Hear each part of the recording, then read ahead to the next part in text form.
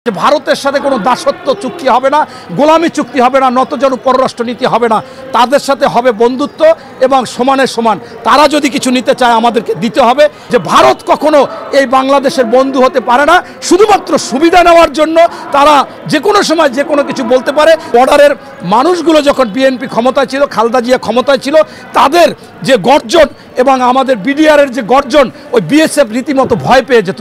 শুধুমাত্র বাংলাদেশে এই শেখ হাসিনা বা তার আওয়ামী লীগ এই দলটা এই নতজানু পররাষ্ট্রনীতি এবং যা ইচ্ছা তাই দিয়ে ক্ষমতায় থাকার জন্য এই কাজগুলো করেছে এবং এই ভারতকে যেমন খুশি তেমন এই বাংলাদেশকে মানে লুটে পুটে খাওয়ার জন্য সুযোগ সুবিধা দিয়েছে, ব্যবসা বাণিজ্য করার জন্য সুযোগ সুবিধা দিয়েছে। এটা তারা দিয়েছে। এখানে বিএনপি কখনো আপোষ করে না। বিএনপি স্পষ্টভাবে জানে যে ভারত কখনো এই বাংলাদেশের বন্ধু হতে পারে না, শুধুমাত্র সুবিধা নেওয়ার জন্য তারা যে কোনো সময় যে কোনো কিছু বলতে পারে। তার বড় উদাহরণ হচ্ছে যে আমাদের বিএনপির স্থায়ী কমিটির মেম্বার সালাউদ্দিন সাহেব যখন ওখানে ওরাই অনুপ্রবেশ করাইয়া তাকে মামলার পর মামলা দিয়ে এত বছর আটকিয়ে রেখেছে, অথচ আজকে খুনি হাসিনা সহ ৪৫,০০০ লোককে তারা আধার কার্ড দিয়েছে, ওই দেশে তারা মিটিং করে আরামায়েশে আছে। তার মানে হচ্ছে যে এই ভারত শুধুমাত্র এই আওয়ামী লীগকে ভালোবাসে, শুধুমাত্র এই দেশ থেকে সুযোগ সুবিধা নেওয়ার জন্য। এবং আমরা এটা বিএনপি বারবার বলে আসছি যে এই ফারাক্কা তিস্তা আটকিয়ে রেখে আমাদের খরার সময় মারে, আবার যখন আমরা ফসল আদি গরিব মানুষরা দেয় তখন বন্যার সময় পানি ছেড়ে দিয়ে আমাদেরকে আবার দ্বিতীয়বার মারে, আমাদের ক্ষতি করে। এটা পরিকল্পিতভাবে এবং আমরা বিকল্প বাদ দিতে চাই। তাহলে আমরা এই কথা কেন বলবো? এরপরে আসেন আওয়ামী লীগকে প্রতিষ্ঠা করা বা পুনর্বাসন। বিএনপি চেয়ে আপনি বলতে পারেন যে কোন দল এই আওয়ামী লীগ থেকে সবচাইতে নির্যাতিত হয়েছে? একটাই দল বাংলাদেশের, সেটা হচ্ছে বিএনপি। বিএনপির ৬৫ লক্ষ লোকের নামে মামলা করেছে, গুম হয়েছে, খুন হয়েছে। আমি একাধিকবার আয়নাঘরে গিয়েছি, আমার পায়ে গুলি, পা ভেঙেছে, রিমান্ডে গিয়েছি, মামলার পর মামলা।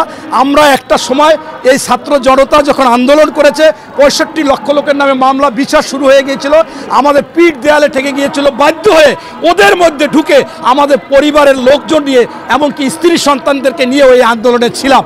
কেন? আমাদের আর যাওয়ার জায়গা ছিল না, আমাদের যে কোনোভাবে এই খুনি হাসিনাকে পতন করতে হবে। তাই সেই আন্দোলনে আমরা ছিলাম। আমরা কখনো এই আওয়ামী লীগকে প্রতিষ্ঠা করতে চাই না, কিন্তু প্রতিষ্ঠা করতে চায় যারা অল্প সময়ের মধ্যে রাজনীতি বনে যেতে চায়, অল্প সময়ের মধ্যে ক্ষমতায় আসতে চায়, অল্প সময়ের মধ্যে তাদের জনপ্রিয়তা অর্জন করতে চায় দলগুলোতে। আপনারা দেখেছেন যে এই প্রেস ক্লাবে ছাত্র বৈষম্যর নামে যারা ছিল তারা এখানে মিটিং করেছিল হল ভাড়া করে, যার কারণ তারা কাউন্সিলরদেরকে পদে ফিরিয়ে দিতে চেয়েছিল। কেন? কারণ এই কাউন্সিলরদের কাছে ছিল অবৈধ অনেক টাকা এবং কাউন্সিলরদের ছিল মাসেল শক্তি, পেশি শক্তি ছিল এবং এক একটা কাউন্সিলর মানে মানুষের কাছে আতঙ্ক। তারা মানুষের সম্পদ দখল করেছে, জমি দখল করেছে, টাকা নিয়েছে। এই লুটে পুটে নেওয়ার কারণে তাদের কাছে পয়সা ছিল। ওরা মনে করেছে যে এদেরকে এনে এদেরকে নেতা বানাবো, এদের টাকায় আমরা আমাদের দলকে গুডউইল সৃষ্টি করব। এরপর আমি আপনাদেরকে আবারও বলেছিলাম, তারা বারবার স্থানীয় সরকার নির্বাচন চেয়েছিল। কেন? এই স্থানীয় সরকার নির্বাচন হলে সেখানে ৪,৫৭৮ জন বোঝায় যে ইউনিয়ন পরিষদ চেয়ারম্যান, সেই ইউনিয়ন পরিষদ চেয়ারম্যানরাও কিন্তু আওয়ামী লীগের ছিল। তারাও আঙ্গুল ফুলে বটগাছ, টাকা পয়সার কোনো অভাব নাই। তাদেরকে যদি কোনো রকম তাদের দলে এনে নমিনেশন দেওয়া যেত বা আরও প্রভাবশালী দিয়ে ওদের তত্ত্বাবধানে যদি এই ইউনিয়ন পরিষদ চেয়ারম্যান বানানো যেত, মেয়র বানানো যায়, উপজেলা চেয়ারম্যান বানানো যায়, তাহলে সেখানেও তারা একটা শক্তি পাবে। এবং ইতিমধ্যে আপনারা কিন্তু প্রকাশ পেয়েছেন যে তারা রীতিমতো বলতেছে যে তাদের হাজার হাজার লোক আছে যারা ডোনেশন দিচ্ছে, টাকা পয়সা দিচ্ছে। এটা কিন্তু তারা বলতেছে। এই যে বলার কারণ, এইটা কারা দিতে পারে? অবৈধ টাকা পয়সা ছাড়া কি কেউ কোনো সময় টাকা পয়সা কোথাও দিতে পারে? বৈধভাবে আপনি তো টাকা দিতে পারবেন না। কত আর আয় হয়? যাদের এরকম অবৈধ আছে, যারা এরকম আওয়ামী লীগের সময় লুটেরা ছিল, ব্যাংক ডাকাতি করেছে, ব্যাংক থেকে টাকা নিয়েছে, অবৈধ উপার্জন করেছে। আপনারা দেখেছেন যে হাজার হাজার সরকারি কাজ না করে বিল নিয়ে গেছে, বিল নিয়ে গেছে। আমি কি আপনাদেরকে বুঝাতে পারছি? হাজার হাজার কাজ না করে বিল নিয়ে গেছে, অর্থাৎ করেই নাই, বিল নিয়ে গেছে। এরকম কিন্তু এখন আপনারা পেয়েছেন অনেকগুলো এরকম বিল নিয়ে গেছে, মামলাও হয়েছে। তাই এদের টাকাগুলোই এরকম তাদেরকে দিচ্ছে। ইতিমধ্যে আপনারা দেখেছেন যে আমি যাদের কথা ইঙ্গিত দিয়েছি তারা কিন্তু সরকার যে আছে অন্তর্বর্তীকালীন সরকার, তারাও কিন্তু তাদের প্রতি ইঙ্গিত দিয়েছে। আমি অবাক হই যে এই মাঠে একটা ইফতার পার্টি হয়েছিল, সেই সময় অনেক পার্টিরই চেয়ারম্যান ছিল। আমরা দেখলাম জাতীয় নাগরিক পার্টির চেয়ারম্যান ছিল, সেখানে আমাদের প্রধান উপদেষ্টার প্রেস সচিব সে ইঙ্গিত করে একটা দলের নাহিদ সাহেবকে বলল যে নেক্সট প্রাইম মিনিস্টার। এটা কিসের ইঙ্গিত? এটা কি আদৌ এটা ঠিক? আমরা দেখলাম ডক্টর আসিফ নজরুল, যার উপর অনেকের আস্থা আছে, সেখানে আসিফ মাহমুদের একটা বই উদ্বোধনের সময় সে বলে ফেললো তোমাদের আরও 5-10 বছর থাকতে হবে। এটা কি এটা কথা? এরপর আমরা তো প্রধান উপদেষ্টার কথা বাদই দিলাম, তিনি তো লেখছে, সাক্ষাৎকার দিয়েছে, আন্তর্জাতিক মিডিয়াতে বলেছে যে এই দলটা করতে চায় না। আমি বলছি তোমরা করো, তোমরা ভালো করবা। এরপর আজকে আমরা যখন টকশোতে যাই, যখন তর্ক বিতর্ক করি, যখন বলি যে আসিফ মাহমুদের বাবা কিভাবে লাইসেন্স করে, সে একজন শিক্ষক, সে কিভাবে একটা প্রোগ্রামে যাইয়া প্রধান অতিথি হয়, সভাপতিত্ব করে, কেন এটা কি করতে পারে? এই কথাগুলো এরপর বলি যে ইলিয়াস সাংবাদিক সহ অনেক সাংবাদিকরা টকশোতে এসে বলে যে এই নাহিদ এবং আসিফ মাহফুজ তারা কোটি টাকার নিচে তদবির করে না, তাদের অগণিত টাকা, তার বাবা এই বিল্ডিং কিনেছে, এইটা করেছে, ওইটা করেছে।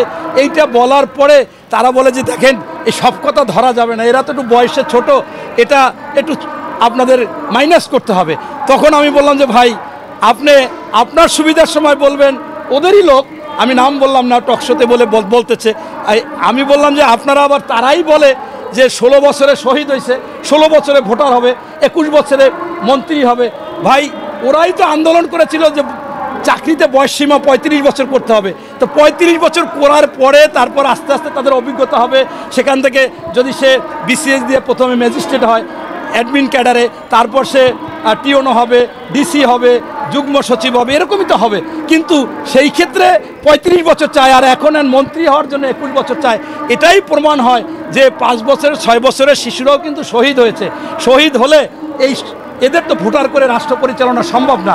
আপনার বাস্তব উদাহরণ হয়েছে যে আমি যদি 6 বছর বা 7 বছরের 2টা বাচ্চাকে বিয়ে দিয়ে দিই, তাদের কি সন্তান উৎপন্ন হবে না? এই যে বিষয়গুলো, এগুলো তাদের সুবিধার সময় তারা এটা নিবে, আর যখন দেখবে যে বলবে ওরা ছোট মানুষ, ওদের বিষয়ে আলোচনা করেন না। কিন্তু এটা কোনো কথা? চোর তো চোর। আমাদের আজকে দেখা গেল যে আসিফ মাহমুদ সাহেবের এপিএস 311 কোটি টাকা চুরি করেছে, বিদেশে বাড়ি করেছে। আর একজন উপদেষ্টা, মহিলা উপদেষ্টা কি ফরিদা না কি যেন, আমি নামটা ভুলে গেলাম, তার আবার পিয়ে সেও অগাধ টাকা করেছে। এরকম এটা তো হাতে গোনা। আমার কথা হচ্ছে যে মালিকের তত্ত্বাবধানের থেকে 400 কোটি টাকা শেখ হাসিনার পিয়ন করেছিল, এখন দেখি যে শেখ হাসিনার লক্ষ লক্ষ কোটি টাকা। তাহলে ওই এপিএস যে মালিকের অনুদিনে ছিল, তার যদি 321 কোটি টাকা আত্মসাৎ করে, দুর্নীতি করে, সেই মালিক কি পরিমাণ করেছে সেটা তো সীমাহীন। তাই আজকে যদি শেখ হাসিনা যুক্তির টেবিলে বসে বলে যে আমি তো 16 বছরে আমার পিয়ন করেছে 400 কোটি টাকার দুর্নীতি, আর আপনার তো এই 6 মাসে করেছে 311 কোটি টাকার দুর্নীতি, তাহলে দুর্নীতিতে বড়কে আমি না আসিফ মাহমুদ? আপনি তখন কি উত্তর দেবেন? সেই যুক্তি দিয়ে যদি আওয়ামী লীগ আস্তে আস্তে করে এই মানুষের কাছে একটু গ্রহণযোগ্যতা করে যে না আসলে তো চোর, বড় চোর এটা তো একটু ছোটো চোর, এটাকে একটু স্যাক্রিফাইস করা যায় কিনা। তাই আমি বলতেছি চোর চোর, তার বিচার হতে হবে। এখানে ছোট বড় কোনো কথা না, এখানে আগে পিছে কোনো কথা না। 1 টাকা চুরি করলো সে চোর, বেশি চুরি করলো চোর। চোরের যদি শাস্তি না হয়, তাহলে এরকম বিভিন্ন রকম জনগণের কাছে বলে এই প্রতারণার আশ্রয় নেবে। শেষ কথাটা আপনারা যেটা প্রশ্ন করেছেন, আমি বলতে চাচ্ছি যে অত্যন্ত দুঃখজনক যে আমরা জানি যে বিশ্ববরণ্য একজন ব্যক্তিত্ব হচ্ছে ডক্টর মোহাম্মদ ইউনূস। আমাদের কাছে বাংলাদেশও খুব গ্রহণযোগ্য, এবং ওনার নামে যখন মামলা করেছিল, ওনার কর ফাঁকি মামলা, তখন ওনাকে যে লিফটে না নিয়ে হাঁটিয়ে উঠিয়েছেন, আমাদের হৃদয় রক্তক্ষরণ হয়েছে যে একজন নোবেল বিজয়ী বাংলাদেশে আর কখনো হবে কি না আমরা জানি না। কিন্তু সেই নোবেল বিজয়ী যাকে আমরা বর্তমানে সরকারে বসিয়েছি, অন্তর্বর্তীকালীন সরকার, তিনি যদি এখন তার দায়িত্ব ভুলে গিয়ে অনেক কিছু বলে, সেটা দুঃখজনক। আমরা বিএনপির আরেকটা দোষ, সবাই বলে যে বিএনপি শুধু নির্বাচন চায়, নির্বাচন করে তারা লুটে পুটে খাবে।